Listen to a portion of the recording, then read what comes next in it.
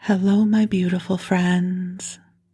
I am Laurel, Bleadon-Maffei with Illuminating Souls, welcoming you to this episode of Sleepy Bedtime Blessings, a podcast designed to help you rest, relax, and fall asleep, all while deepening in your connection with your beautiful team of angels who love you so.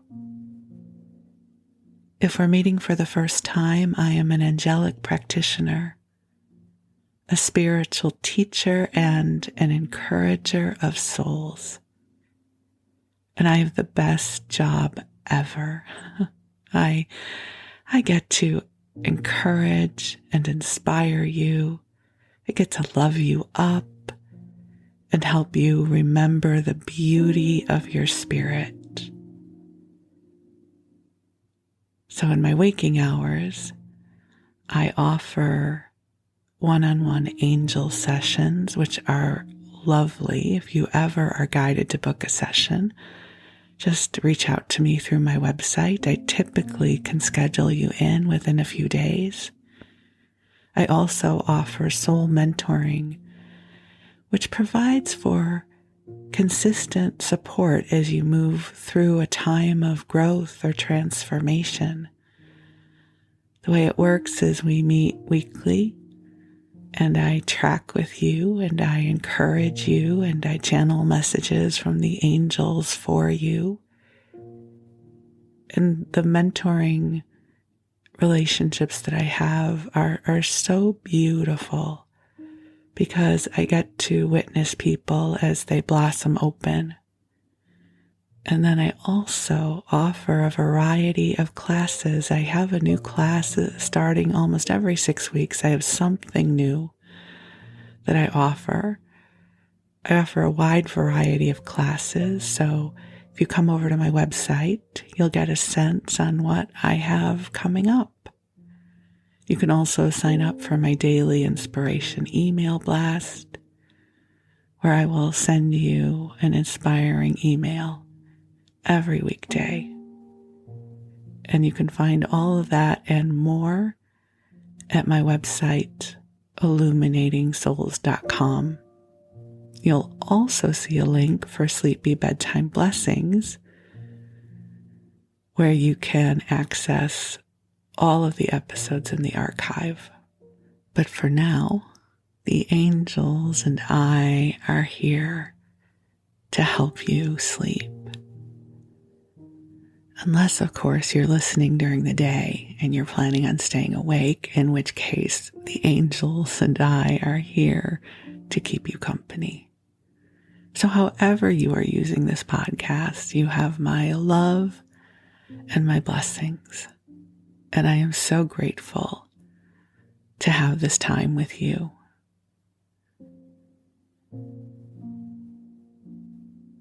As you know, I listen to a sleep podcast every single night. It's part of my bedtime ritual. And I will also say that I enjoy listening to this sleep podcast. So my own sleep podcast helps me sleep. I think there is beautiful poetry in that I create something in my waking hours that assists in my self-care and hopefully assists you with your self-care as well. The angelic energy that flows through here is so beautiful, and whenever you listen, the angels will join you in live time, because the angels are not bound by time or space. And if you're new to the world of angels, I mean, we've all heard of them, right? But if you're perhaps contemplating them a little differently because of this podcast, I will share with you that it's been my experience that the angels are divine celestial beings that are the embodiment of divine love for us all. And you don't have to stand on ceremony with the angels. You can simply say, hey, angels, I could use some help here. And your asking for help opens the portal for the angels to support you. You have permission to have a very intimate relationship with your divine team. They love you. They are team you. And having this sort of loving, intimate, playful relationship with the angels brings so much joy into my life, and I hope for you too. I love bringing the angels forward for you, but I want you to know that you don't need me for this. My heart's desire is that you build your own relationship with the angels and you get to take them home with you, and you know that they're available for you all the time.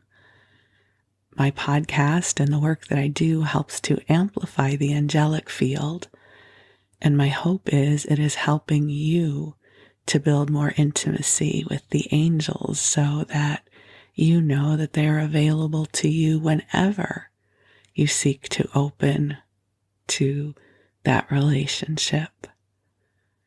So I love bringing the angels forward for you, and you can also bring them forward any time of the day or night simply by asking them to be with you.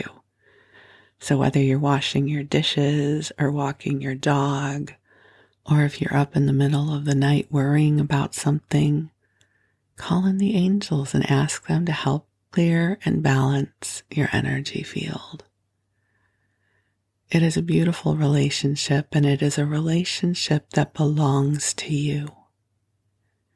So when people take classes with me or do sessions, I sometimes will say, you get to take the angels home with you. This is your relationship. So, isn't that good news? You have your own team of angels, and they are with you right now. Not because you're listening to this podcast. This podcast is simply making you aware of them. But they are with you all the time, and not in a creepy stalker way. Angels have good boundaries, just so you know. So, my beautiful friends, I invite you to get comfortable in your body. I invite you to cozy on in and snuggle on up, or cozy on up and snuggle on in, whichever is your preference. That is my favorite time of day, as you know. I love the end of the day. I mean, I love different times of the day too. I don't want you to think that I live my whole day for bedtime. But I'm a girl who loves comfort and ritual. And so there's different times of the day that I love. But since this is a sleep podcast, I often wax poetic about bedtime because I love bedtime. Somewhere around 6:30, I turn the bed down as if that's so much work. It's really not work at all. I just pull back the comforter and arrange my pillows. And I prepare the bed for my arrival, which is still probably 2 hours off. You know, from when I pull down the comforter, I have to wait 2 hours to get in bed. But for some reason, preparing the bed for my arrival, it's like a gateway opens, and I know my day has been completed. I don't have any more phone calls to return. I don't have to send any emails. I don't have to be present in the outside world. I get to really start winding down. And I think the wind down of my day is symbolized by preparing my bed for sleep. Because I'm somebody who always makes my bed in the morning. Actually, I should say we do, because my husband helps with that. And it's not a big thing. We don't have one of these complicated beds. We basically straighten out the sheets and pull up the comforter and plump the pillows, and the bed is made. So, that time in the early evening when I prepare the bed, for sleep once again. It's part of my ritual. And then, not to give you too much information, but I will also say I tend to brush my teeth in the early evening as well because it stops me from eating. I try not to eat after 5 o'clock. And so if I brush my teeth as part of my bedtime ritual in the early evening, that helps with it. And then I just kind of hang out in our very, very comfortable power recliner love seat that I have told you all about already. And I read for a little while or watch television, and then I feel my body getting sleepy. And I do not like falling asleep on the couch. I don't like falling asleep anywhere but my bed. And so somewhere around 8 or 8:30, it's go time. And I say to my husband, all right, I'm going to go to bed now. He usually comes to bed about an hour or two after me. And then I get to crawl in between the covers, which I love. I love that feeling of going horizontal, and the mattress it meets my body where it needs to be met. And we have a big fluffy comforter on the bed, and we sleep with flannel sheets. So it's just an envelope of softness. And I put in my earbuds, and I take out my phone, and I pick the podcast I'm going to listen to. I love that there's a variety of podcasts to listen to because I never quite know what I'm in the mood for. And then I go to sleep, and it is such a lovely ritual. So I don't know about you if you have a bedtime ritual, but if you don't, to give yourself permission to create one. What are the tasks that you take leading up to bedtime? What can you do to make bedtime more inviting for you if you need that to happen? So, my hope is this podcast can become a loving part of your ritual so that you end your day bathing in the love of the angels, in the awareness that you are loved, that you are precious, and that you are a wonderful gift in this world. So I'll tell you what, I'm going to call the angels in. They're already here, but I love the ritual of bringing them forward with you. So I invite you to take some nice deep breaths in and out, just calling ourselves forward into the heart of God. And beautiful angels on high, I invite you to join us here. And I ask that you bring waves of love to each of our beloveds listening to this broadcast. That in this moment, they receive divine love. And angels, I ask that you help to clear our energy fields from anything that does not belong to us. Anything that no longer serves our highest and best good. And I ask that you bring forward waves of healing light, waves of inspiration, waves of love that help each one of us open even more fully to the beauty of our souls. So, dear ones, just take some nice deep breaths in and out. And all you have to do is set your intention to receive the love of the angels. It is already here. And this love is filling the room you are in with a soft pink light. It's not a light you can see with your eyes, but it is a light that exists nonetheless. It is filled with love for you. This is a vibrational experience. And so just breathe and receive. And right now I am feeling such a beautiful wave of gratitude for you. Your angels are so grateful for you. They say thank you for your beautiful heart. Thank you for the way you care so deeply for others. Thank you for all the healing you've done. You have brought a lot of healing into this world. Even if you don't know how this has happened, just trust us, it has. You are one of the ways that God's love is made visible on this planet. That's something that they say at Agape Spiritual Center, and I love that. Isn't that beautiful?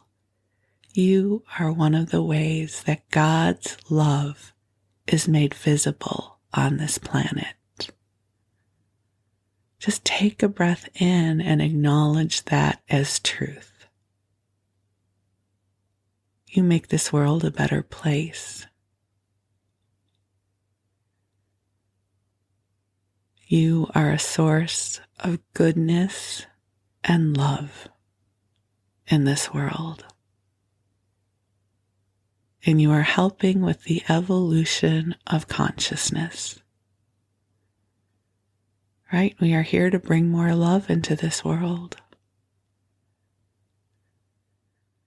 So let's open our hearts and receive the love the angels bring to us to help us replenish and restore our light batteries. So you just breathe in and the angels will do all of the work here. And you have permission to drift off whenever you are ready. Not that you need our permission, but just don't feel that you have to stay awake and aware for this all to take root. Some of our deepest healing and calibration happens while we sleep. And so you just breathe and know that you have done enough for this day. Allow your body to go into a state of replenishment and healing. Allowing your mind to drift off and just listen to the rhythm of my voice as I keep you company for the next hour or so. And if you want me to be with you longer than that, there are lots of episodes in the archive. Some people set up a whole playlist to take them through the night, so whatever works for you brings me joy. So, my beautiful friends, while you rest, your angels will be with you. And I'm going to read to you for a while. I often say I'm going to tell you a story, but I think this is going to be more of a meandering, wandering, rambling sort of episode. So, here we go. Okay, so this is going to be an interesting episode to record. And I need to start off by telling you how wonderful my husband, Wes, is. He is always looking for ways to support me.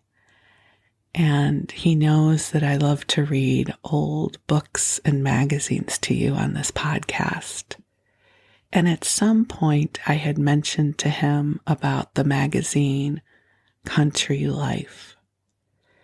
And the thing you should know about my husband, in addition to being so wonderful, is he's a collector. He loves to collect things. He would have been a great museum curator back in the day. And so he found on eBay this auction for old bound copies of Country Life in America, and he purchased them.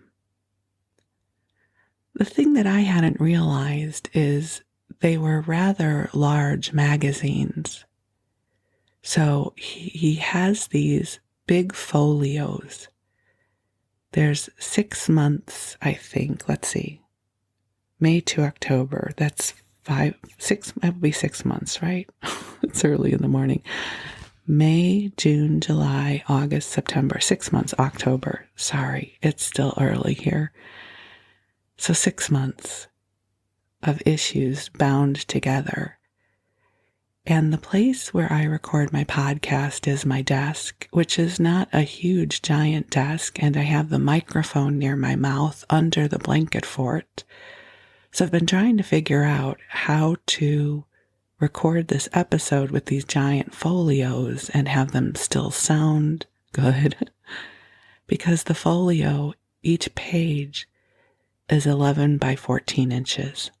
And so if the book is open with the binding, it's almost like 30 inches wide, which you don't have to worry about because you're supposed to drift off to sleep. But I will just say, from a technical standpoint, I have been sitting here trying to figure out how to keep the book under the blanket fort, how to keep the microphone in the same place.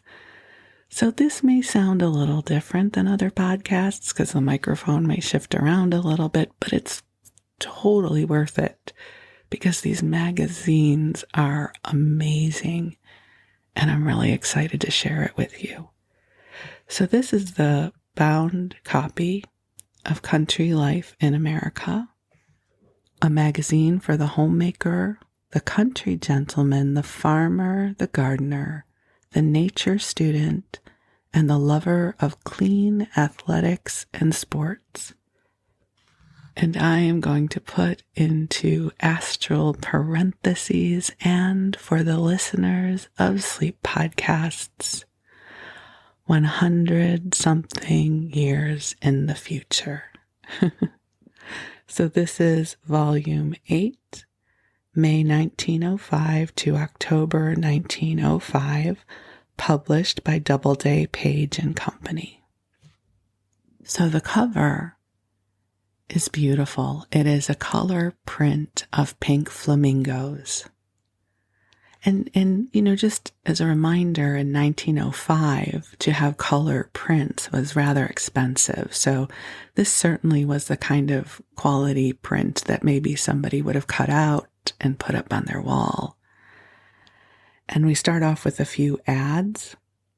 One ad says, "Do you realize how long it takes a tree to grow?" And so it's a gardening company, and they bring mature trees to plant into your estate.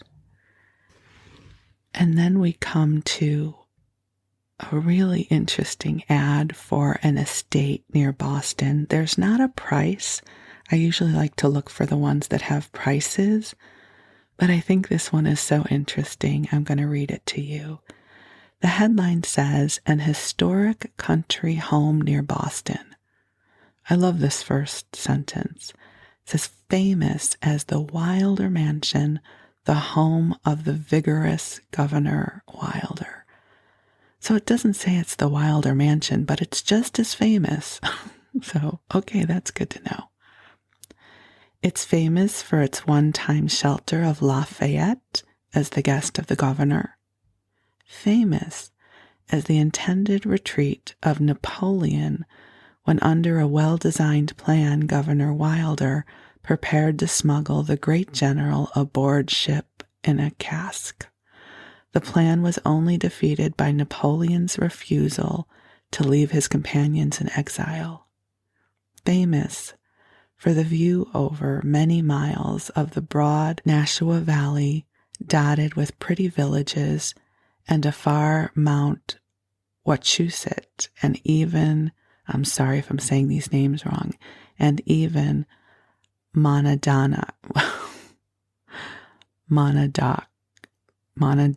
okay, I don't know. We'll just skip that part, okay? 30 miles, 60 minutes from Boston, 18 miles or 40 minutes from Worcester, on the graceful slopes of the Wonquadoc Hill.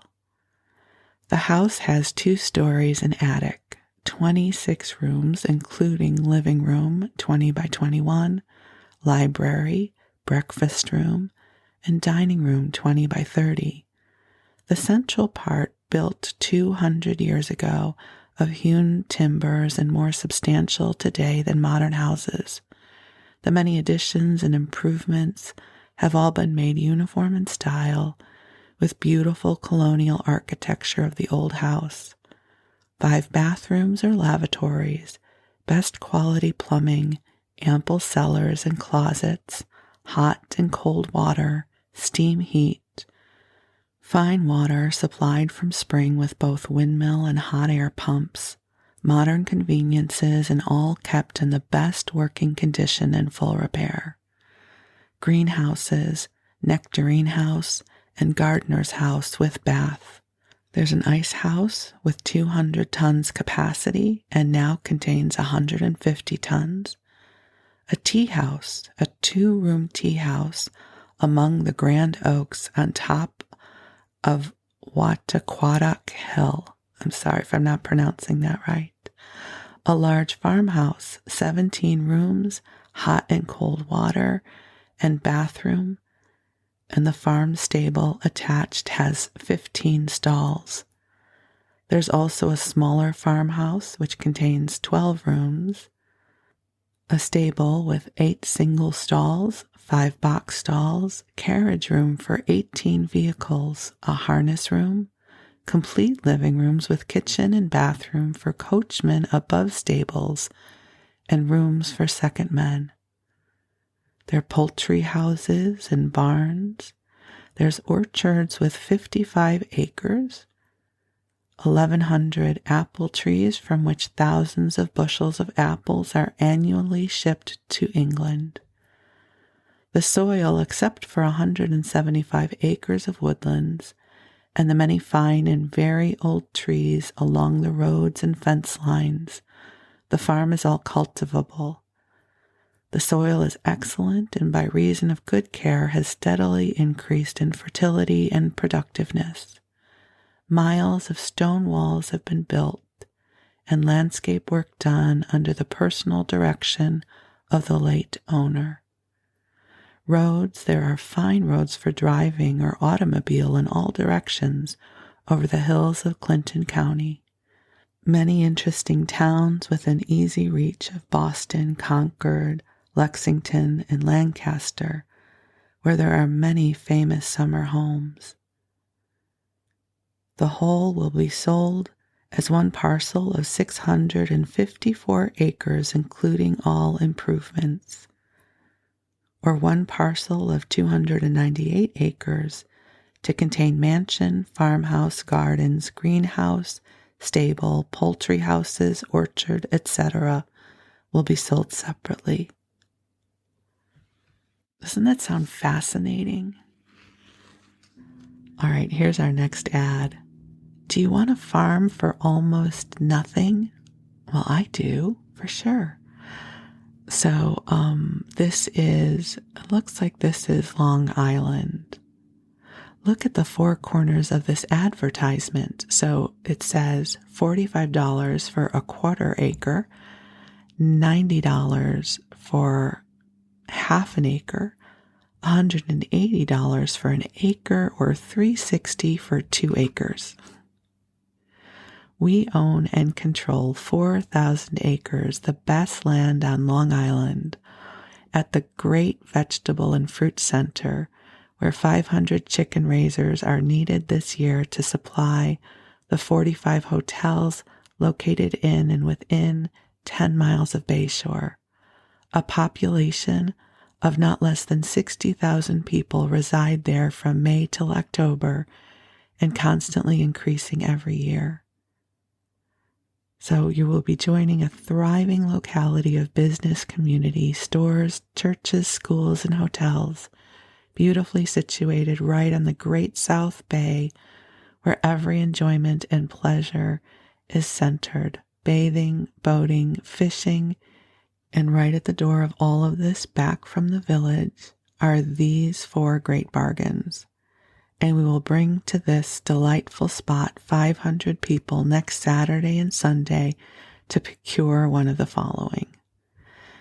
And then they give the prices again. It says every bargain, $5 down, $2 to $6 monthly, and 10% off for cash.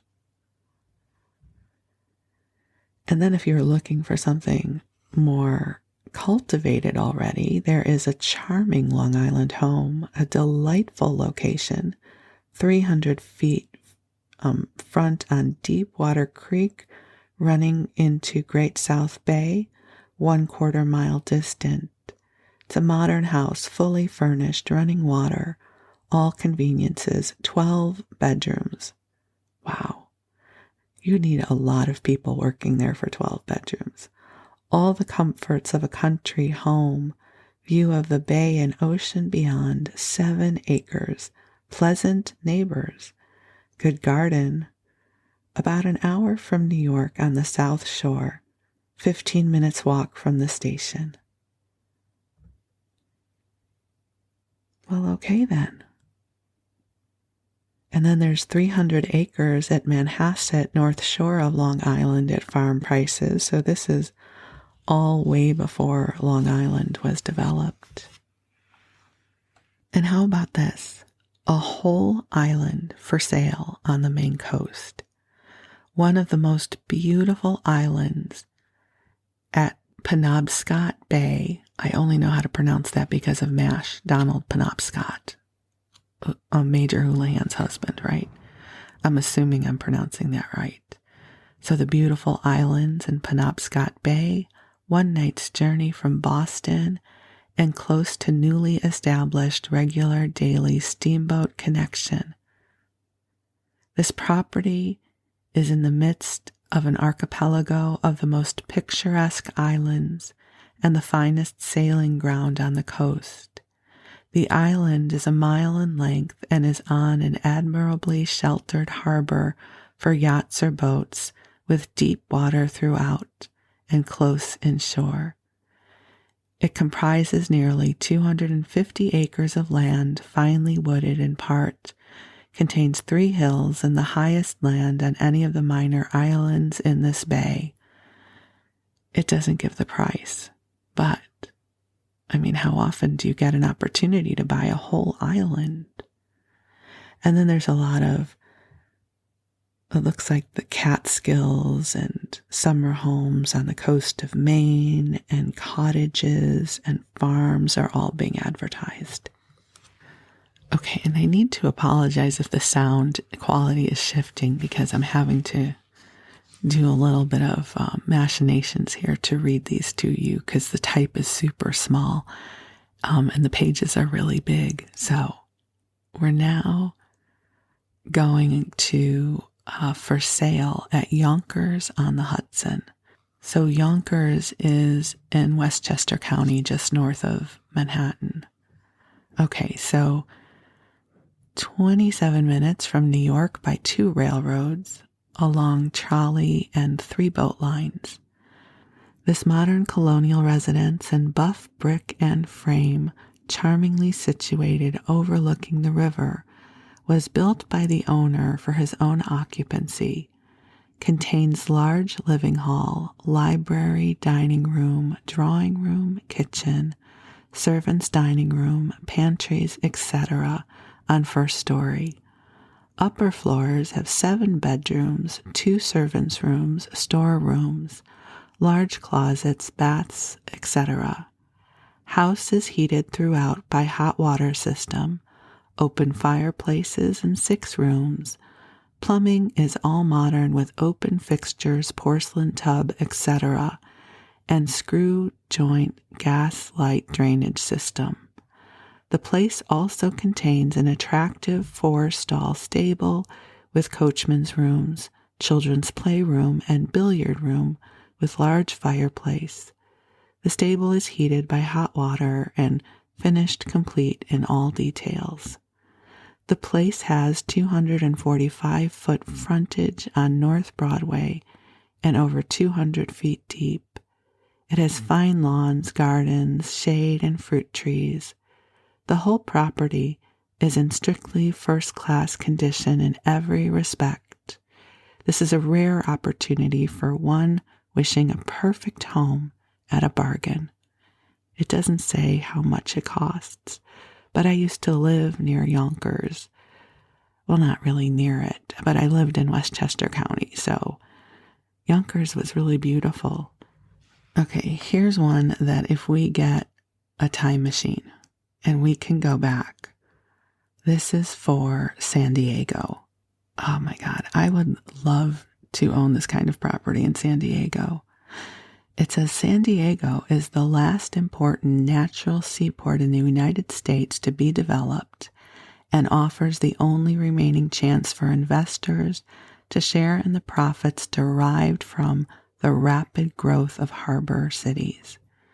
San Diego is destined to become the most important port on the Pacific coast because it is nearest port of call for all steamers from the South Pacific Islands, South America, Europe, and the Atlantic coast by way of the Panama Canal.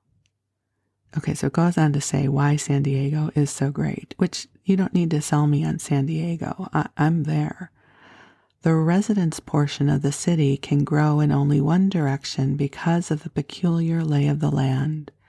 300 homes cluster around a $150,000 normal school building and adjoining this beautiful residence district, we offer lots.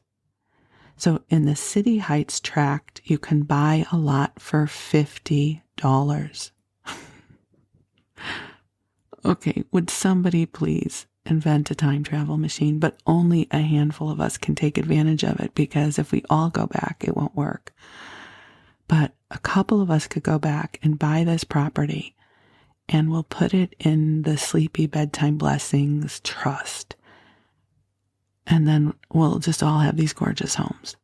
It doesn't really work that way, but, this is a rambly Dreamtime sleep podcast, so I can say things like that. So, City Heights tract at $50. From this tract is a magnificent view of Coronado, the harbor and bay, mountains and valleys. It is the cream of the cream. Level, rich soil with easy access to the business center. The lots are 25 by 140 feet to a 20-foot alley and are usually sold in pairs, triplets, or blocks of 4. While street improvements are being put in, we are selling the lots at $50 each, or $5 down, and $5 a month, no interest, title guaranteed, and taxes until 1906 fully paid. They are worth more right now, and as soon as work is completed, they will advance.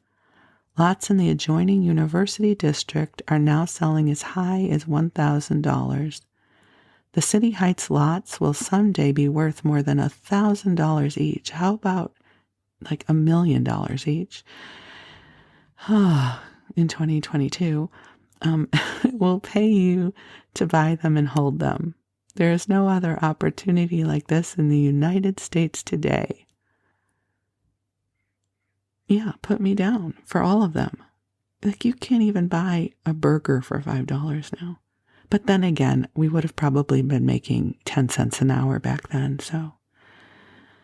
It's all relative, right? Okay, let's see what else we can find.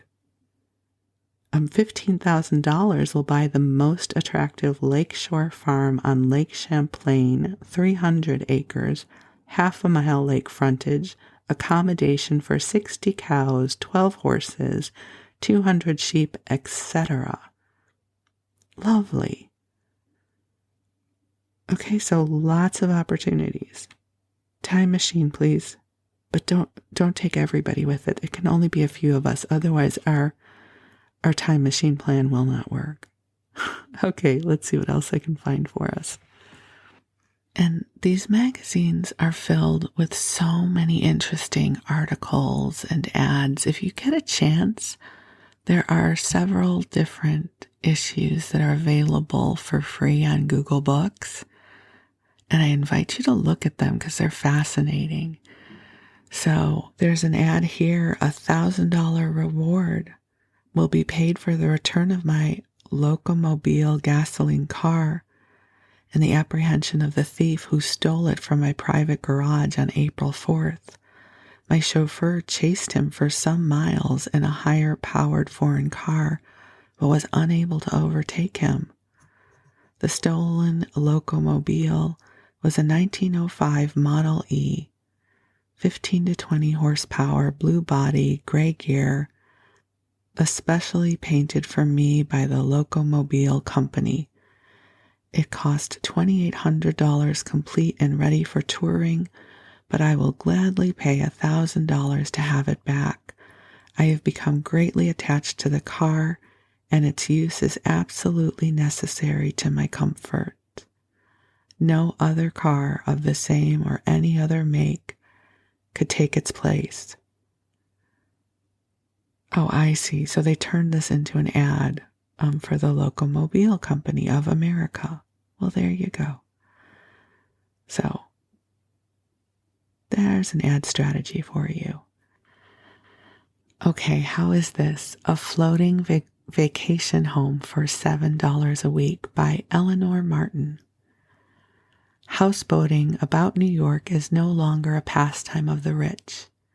It is the solution of the business girl's problem of how to enjoy the advantages of a summer resort on $7 a week and attend to business at the same time. I am a working woman, and last summer proved that the scheme is not only practical but most delightful. There is not the slightest reason in the world why our experience cannot be duplicated, providing there are houseboats enough to go around. We demonstrated to our own satisfaction and the satisfaction of our friends who were doubtful at first that an ideal summer outing on a houseboat within 45 minutes or an hour's ride of the city is not only delightful, but an economical way of spending the summer. 2 of the girls are stenographers, 1 an accountant, the other secretary to a Wall Street broker, and I earn my daily bread making lampshades on an average of $7 a week for board and lodging. Just by chance, one of the girls ran across an advertisement, houseboat to rent. Why not summer on a houseboat? We all exclaimed. It sounded delightful but utopian. One of the 4, the real businesswoman of the party, investigated the proposition. She found that for $150, a commodious though not spacious houseboat could be rented of a yacht agency for the summer. The household expenses, after weary nights of strenuous calculation with odd moments in the day, we figured out, eureka, we could do it, and we did. Sheepshead Bay was chosen for our houseboat experience. It was an hour out, and the fare from the bridge only 5 cents. I shall never forget our first visit to our new floating lodging house. We took a Saturday half-holiday to call on it. Not by the wildest stretch of imagination could anyone call the boat anything but ugly, though now we love her. She is skull-shaped, divided into 2 compartments in a small galley. One room was a living room by day and a dormitory by night. We had 2 bunks and 2 cots. The second room was both dining room and guest room. Somehow we seldom were without company. Our friends just loved the houseboat. Most indispensables, cots, rugs, china, and bedding were supplied. We took knickknacks to dress the place up a bit. The table cost us $12 a month with plentiful meat, fresh vegetables from the farmers, milk, cream, eggs, fruit, and ice. Our venture was cooperative, except the Sunday dinners, which we pooled to purchase. 4 bread boxes graced our buffet where we kept our supplies. From May 15th until September 15th, we reveled in an aquatic existence. Our rent a week apiece footed up $2.80. Meat 60 cents, ice 10 cents, bread 20 cents, vegetables 30 cents, and eggs 25 cents, a total of $4.25. Car fare added $1.20, 90 cents for lunches, and 65 cents for extras made $7 a week.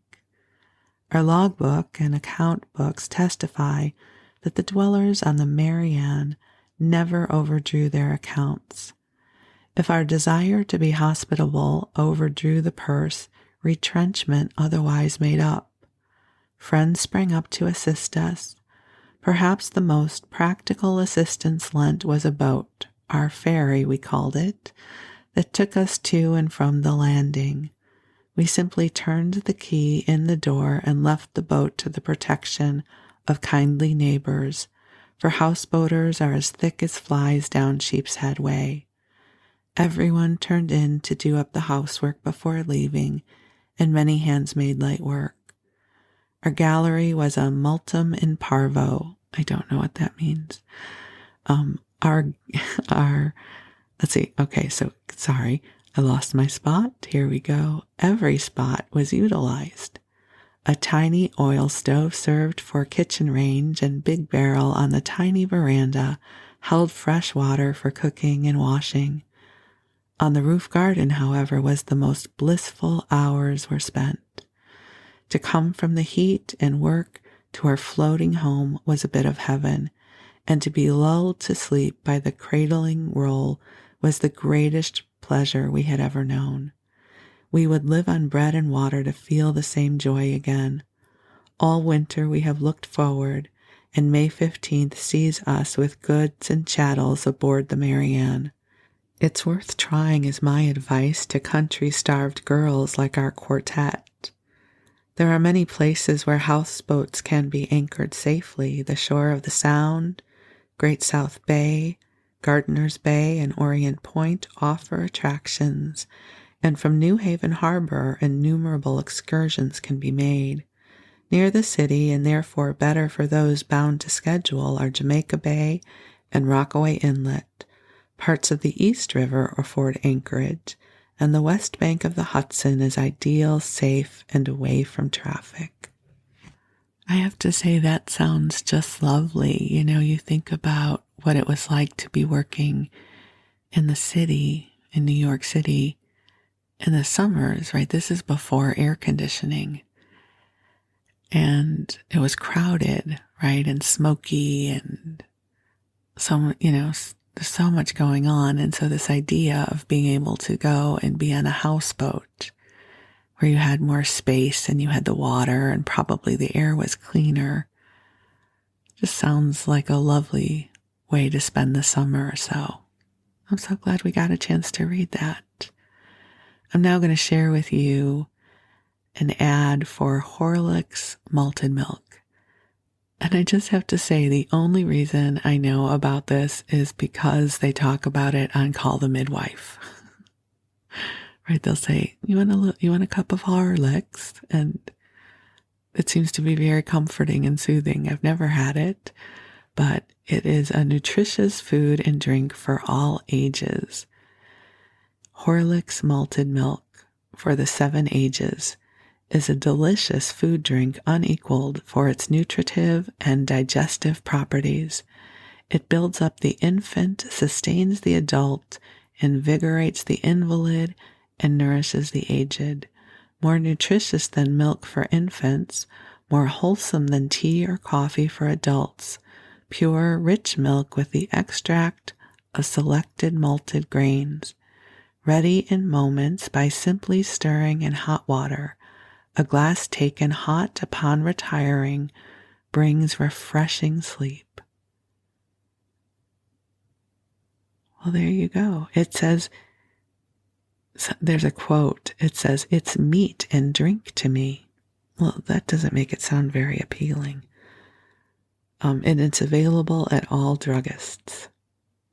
Okay, and here's another time travel worthy estate. California, Burlingame. Like, this is in the Bay Area where everything is so expensive now. Burlingame, the Newport of the Pacific Coast, 19 miles from San Francisco, with an unsurpassed view of the bay, Mount Diablo, and the Coast Range. A grand estate of over 211 acres. It's like, that's so much land. Located in a section containing the finest country places in America, the ground is divided into 150 acres of grazing land, 10 acres of garden and orchard, and 51 acres of park thickly wooded. And the headline says, "To be sacrificed."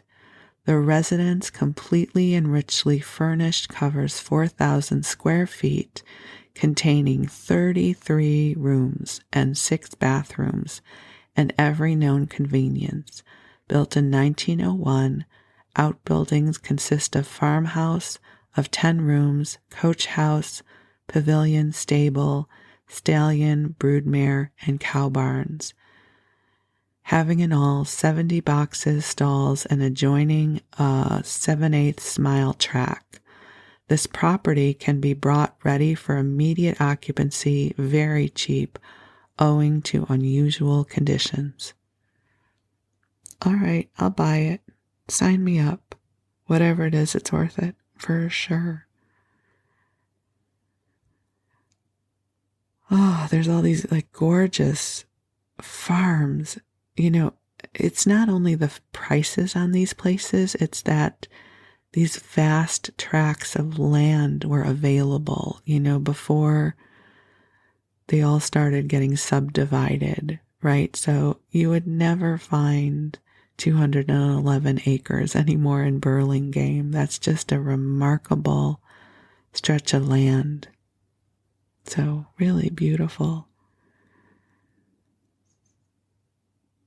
But also, I guess the reality would be back then I wouldn't have had this kind of money because I would have likely been a stenographer or something.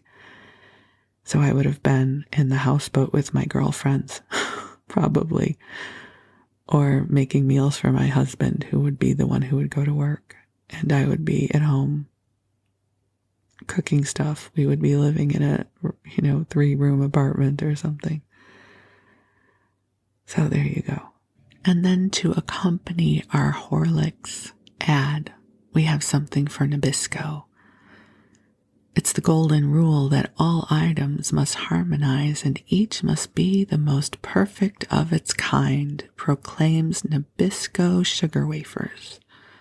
The most fitting auxiliary to desserts of every character, exquisite confections blending with the menu as a blossom with spring, and like the blush of a rose outrivaling perfection itself. The flavors are lemon, orange, chocolate, vanilla, and mint. Festino, a unique dessert confection, like an almond in appearance and flavor, with a shell that dissolves on your tongue and surprises you with a delicious kernel of cream. From Nabisco, the National Biscuit Company. And then there is an ad for Tiffany and Company. Ladies' gold brooches, all 14-karat gold.